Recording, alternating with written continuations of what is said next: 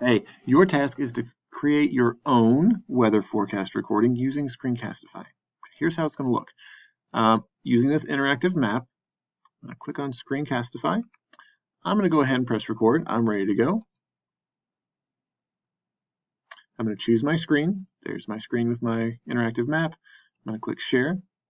I like to hide this bar right there. Don't press stop. That'll stop your video.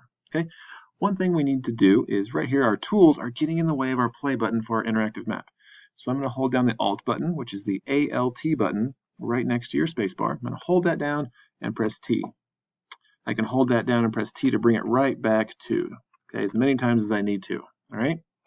What I want you to do is I want you to press this play button right here, and I want you to talk about what types of weather systems could be happening based on how these low pressure systems and the high pressure systems, these high pressure bodies of air and these low pressure bodies, how those are going to bring different types of weather to our region of Utah, right here where my circle is. Okay, I want you to focus on our state of Utah.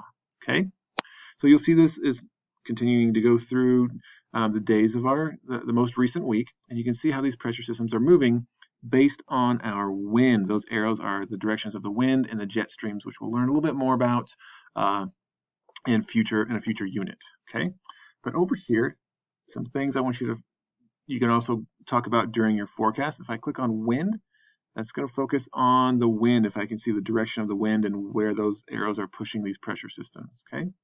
I can also click on rain and thunder, and we can see, if you look down here where I'm clicking this color-coded legend of the map, you can see that is precipitation. Blue means not a lot of precipitation. Going to the reddish purple, that's where there's lots of precipitation right here. There might be a storm right there. Okay, and of course the snowflakes mean that that type of precipitation is snow. And you can see that those precipitations are associated for the most part with those low pressure systems. Okay, sometimes Utah, you'll see that there's some precipitation, and that's associated with our lake effect, which is a unique process you might want to research on your own time. Then also over here on the right, there's temperature. See how the temperature changes associated with those pressure systems. Also, cloud cover is really neat to look at. You might talk about that, how these clouds tend to follow where these high pressure systems and low pressure systems meet, just like we learned about in previous lessons. Okay, and you'll see that the precipitation is following those walls of clouds that are built between those two pressure systems. Okay, then we can also go back to pressure, and you can see how those pressure systems are moving. Okay, I'm going to fast forward a little bit so I can kind of show you how this low pressure system, based on how the wind is pushing the system around, you'll see that this pressure system will actually drop down, if you pay attention to the wind, into our region of Utah. And this is where I might talk about how there is a low pressure system moving in. And if I go back to my rain and thunder, I can see there is some precipitation coming along with this low pressure system as it pushes out this high pressure system right here. Okay, once you're done with your recording and your forecast discussing this map, you can hold down the Alt button and T again to bring back your tools. Press pause, hit stop. It's going to go ahead and it's going to load your video.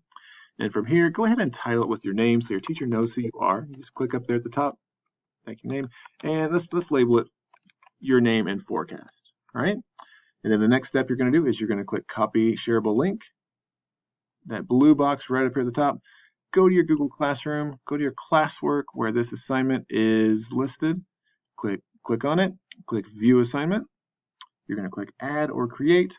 This is a link, so I'm going to press the link. And then you're just going to paste that link right there and add it. Once that link loads, you'll be ready to turn it in. Click Turn In. Click Turn In the second time, and you have completed your assignment. Great job.